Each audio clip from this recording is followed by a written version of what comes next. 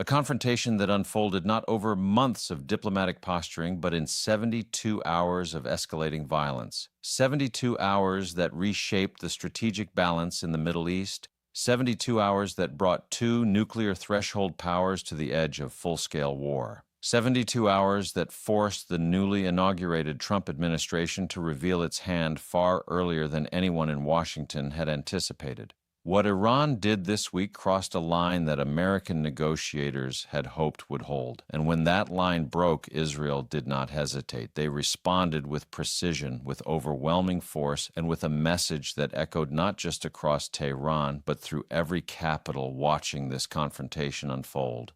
Tonight, we bring you the full story. What happened, why it happened, and what the Trump administration has now revealed about America's next move in this rapidly evolving crisis. For several months now, there had been signals, not official statements, not formal diplomatic communications, just signals, that Iran was preparing something unprecedented. Iran has been aggressive, yes, but they have been calculated in their aggression. Their moves have followed a certain pattern, a rhythm, almost a predictability that Israeli and American intelligence had learned to read. But what set off alarm bells in Washington and Tel Aviv this month was that the pattern went silent. Intelligence officers who monitor Iranian military activity know the indicators: the movement of ballistic missile components from hardened facilities, the repositioning of air defense systems around critical nuclear sites, the sudden increase in encrypted communications between Revolutionary Guard commanders, the redeployment of naval assets in the Strait of Hormuz. All of that went quiet, and whenever Iran goes quiet, it means something is about to get loud. The Islamic Republic has spent 4 decades perfecting the art of strategic patience. They probe, they test, they watch how their adversaries respond, and then, when they sense weakness or distraction, they strike. This time, they sensed both: the transition of power in Washington from the Biden administration's approach of cautious engagement to the Trump administration's promised policy of maximum pressure, created what Iranian strategists apparently saw as a window of uncertainty, a window of potential American hesitation, a window they believed they could exploit. They were wrong. Early Tuesday morning, Israeli Defense Forces detected what they described as an imminent large-scale attack formation, including the activation of launch protocols at multiple Iranian missile sites that had not been operational in over 3 years. These are the kinds of weapon systems that Iran only activates when they are signaling something very specific: deterrence, escalation, or preparation for sustained conflict. Intelligence analysts didn't know which category this fell into, or whether it fell into all three at once. But what they did know was that Iran was changing its strategic posture, and when a regional power with ballistic missile capabilities and nuclear ambitions shifts its military posture without explanation, even by the smallest measure, every intelligence agency in the Western world pays attention. Within hours, satellite imagery confirmed what signals intelligence had suggested. Iran was not merely posturing. They were preparing to launch. The targets, according to sources speaking to multiple news organizations, included Israeli military installations, critical infrastructure, and, most alarmingly, population centers in the Tel Aviv metropolitan area. This was not going to be a symbolic strike. This was going to be an attack designed to kill. And Israel, having learned this lesson too many times before, was not going to wait to find out if their defense systems could handle the volume. The warning issued by the Trump administration tonight was not normal, it was not routine, it was not symbolic, it was urgent. Officials, after emergency National Security Council meetings, described Iran's move as reckless, unprecedented in scale, and perhaps most importantly, indicative of a regime that has decided it has nothing left to lose. But escalation only works if the target hesitates. Israel did not. In fact, their response today was among the most comprehensive military operations we've seen in the modern history of Middle Eastern conflict. Here's what we know. Within 6 hours of detecting Iranian launch preparations, Israel initiated Operation Iron Resolve. These weren't the limited targeted strikes we've seen in previous rounds of shadow warfare. These were coordinated, multi-domain operations, air assets, cyber capabilities, intelligence operations, and special forces that Israel only deploys when they are preparing to fundamentally degrade an adversary's military capacity. The Trump administration, rather than calling for restraint as many expected, did something that shocked diplomatic observers around the world. They endorsed it, not quietly, not through back channels. Secretary of State Marco Rubio appeared before cameras within hours of the Israeli strikes and declared that America stands unequivocally with Israel's right to defend itself against Iranian aggression that threatens not just Israeli lives, but regional stability and American interests. National Security Advisor Mike Waltz went further, stating that the United States had provided Israel with real-time intelligence support throughout the operation.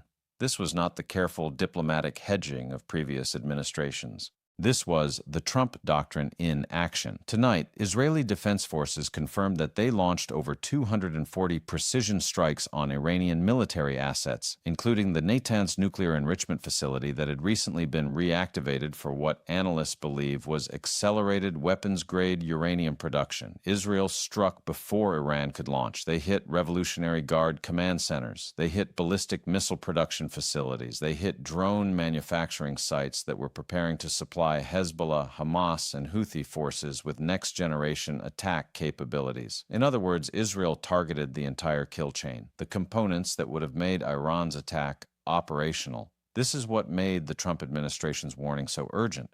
Iran's preparations weren't just symbolic, they were actionable.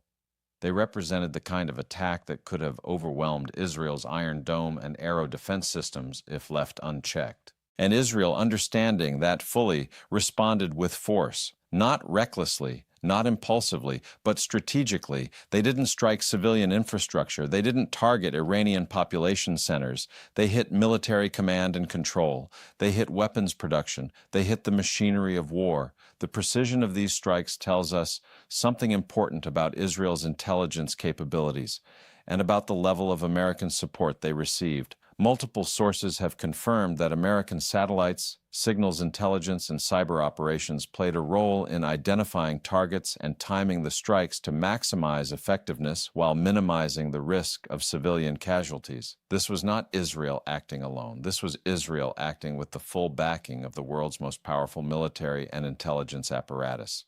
And Iran noticed, and here's where the story becomes even more significant. Intelligence analysts now believe that Iran's latest move was designed to test the resolve of American leadership after the disruption of a presidential transition. Iran wanted to see whether the Trump administration would hesitate, whether they would call for de-escalation, whether they would pressure Israel to show restraint. But instead, the opposite happened. The Trump administration didn't hesitate. They issued a statement of support that was so immediate, so unequivocal, that even Iranian state media took notice.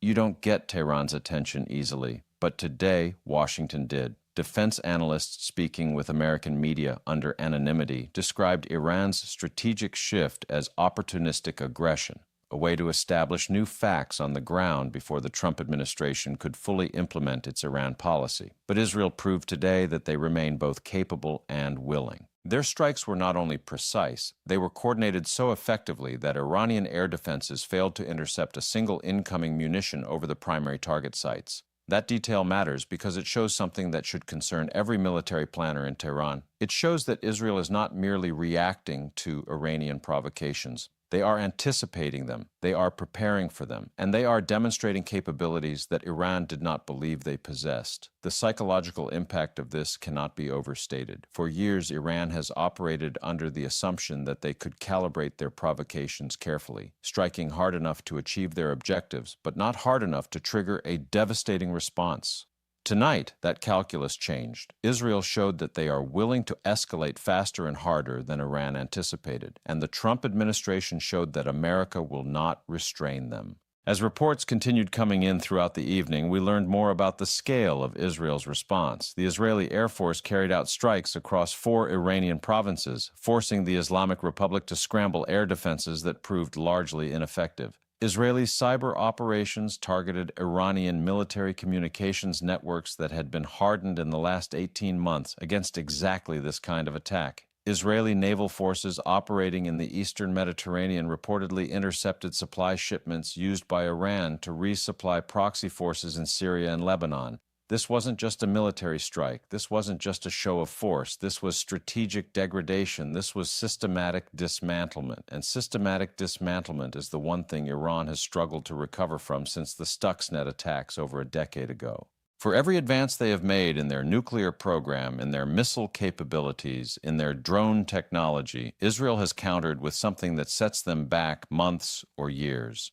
Tonight's operation may have set them back further than anything we've seen before. Preliminary assessments suggest that Iran's ability to launch the kind of large-scale attack they were preparing has been degraded by 40 to 60%. Their command and control infrastructure has been disrupted, their missile production capacity has been damaged, and their nuclear enrichment activities at Natanz have been, according to one source, significantly complicated. The full extent of the damage will take days or weeks to assess. But what we can say tonight is that Israel did not hold back. Remember, Iran thought the presidential transition would create paralysis in Washington. They thought the Trump administration would be too focused on domestic priorities to respond effectively to a Middle Eastern crisis. They thought Israel would be constrained by American pressure to avoid escalation. But tonight, the exact opposite is happening. The Trump administration moved faster than anyone expected. Israel struck harder than Iran anticipated. And the international coalition that Tehran hoped would fracture is holding together more firmly than at any point in recent memory. This is not the response Iran planned for. This is not the scenario their strategists wargamed. This is a fundamental miscalculation, the kind that changes the trajectory of regional politics for years to come. What makes this moment so dangerous and so consequential is that Iran's latest move happened at a time when Supreme Leader Khamenei is under extraordinary internal pressure.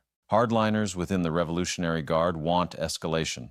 They believe that backing down now would signal weakness that Israel and America would exploit. Reformist elements within the Iranian government want negotiation. They see the economic devastation of sanctions and fear what a prolonged conflict would mean for the regime's survival. Regional allies like Hezbollah want support. They have been degraded by Israeli operations over the past year and need Iranian resources to rebuild. And the Iranian public wants relief. They have suffered through years of economic hardship and see no end in sight. Khamenei is balancing these demands while facing his own mortality and questions about succession. And when leaders in that position make sudden moves, they're not doing it from strength. They're doing it from pressure. They're doing it from vulnerability. They're doing it because they feel they have no choice but to act. That makes this moment more dangerous than a confrontation between confident adversaries. This is a confrontation involving a regime that may be acting out of desperation. The Trump administration's statement, now being distributed through diplomatic channels worldwide, was designed to signal that the United States is not willing to allow Iranian aggression to destabilize the Middle East. Secretary Rubio said plainly that Iran's attack preparations were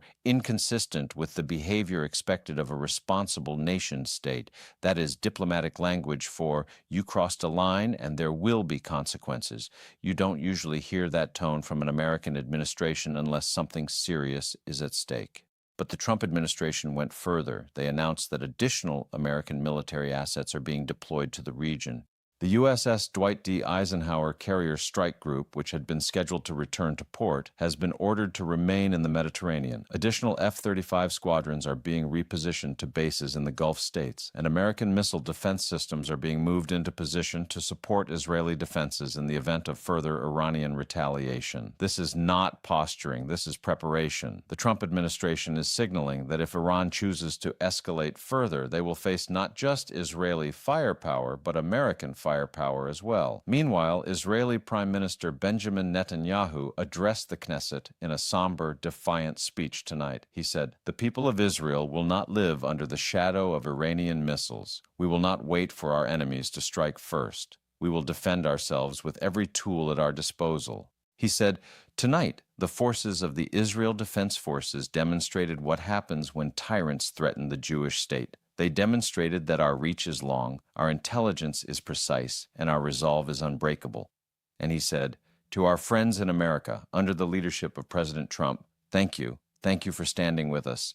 Thank you for understanding that Israel's security is America's security. Thank you for proving that the alliance between our nations is unshakable." These are not rhetorical flourishes. These are statements from a leader who understands just how high the stakes have become. Netanyahu knows that Israel is now in a position it has not been in for decades, actively striking Iranian territory with American support in a way that fundamentally changes the strategic balance of the region. Here's what makes the situation even more concerning. Iran's latest move wasn't isolated. Along with the preparations at their missile sites, Hezbollah also mobilized additional forces along the Lebanese border with Israel. Houthi rebels in Yemen launched a new wave of drone attacks against shipping in the Red Sea. Iranian-backed militias in Iraq increased rocket attacks targeting American military installations in the region. All of this happened within the same 72-hour period. When Iran moves multiple pieces at once, it means something larger is underway. This was a coordinated operation. This was an attempt to stretch Israeli and American attention across multiple fronts. This was a test of whether the alliance could respond to simultaneous threats. And tonight, they proved that they can. Israeli forces struck Iranian targets. American forces intercepted Houthi drones. And coalition partners across the Gulf states activated their own defense systems in a coordinated response that demonstrated the depth of the alliance arrayed against Iranian aggression. Intelligence analysts are now considering several possibilities. One is that Iran is preparing for a sustained campaign of escalation, multiple waves of attacks designed to exhaust Israeli defenses and American patience. Another is that Iran is attempting to create facts on the ground before any potential negotiations, demonstrating capability as leverage for future talks. A third possibility, the one worrying officials the most, is that Iran is attempting to trigger a broader regional war that would force other powers to intervene and potentially fracture the Western alliance. But today, Israel took that card off the table. They didn't wait for international condemnation. They didn't defer to diplomatic process. They didn't ask for permission. They struck with overwhelming force, degraded Iranian capabilities, and demonstrated that any further escalation will be met with immediate and devastating response. The Trump administration backed them completely. And now Iran faces a choice. What we're watching now is a test of deterrence. Iran wants to see whether Israel and America will sustain their resolve if the crisis continues. Israel wants to show that no level of Iranian aggression will go unanswered. The Trump administration wants to prevent the conflict from expanding into a full-scale regional war, and European allies want to prevent the situation from spiraling into a confrontation that disrupts global energy markets and creates a refugee crisis on their borders. All of these interests are in tension. All of these actors are watching each other carefully, and all of them know that the next few days will determine whether this crisis de-escalates or explodes. Tonight, we've heard from Pentagon officials who are now monitoring Iranian military communications around the clock.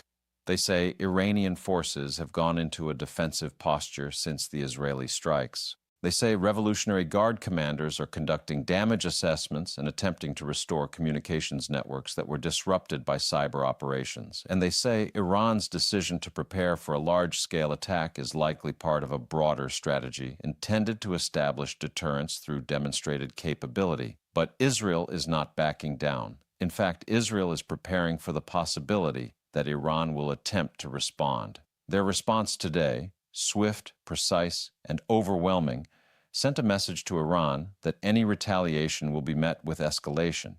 And it sent a message to the United States that Israel is a capable partner willing to take action when American and Israeli interests align. The Trump administration received that message clearly, and they responded by doubling down on their support.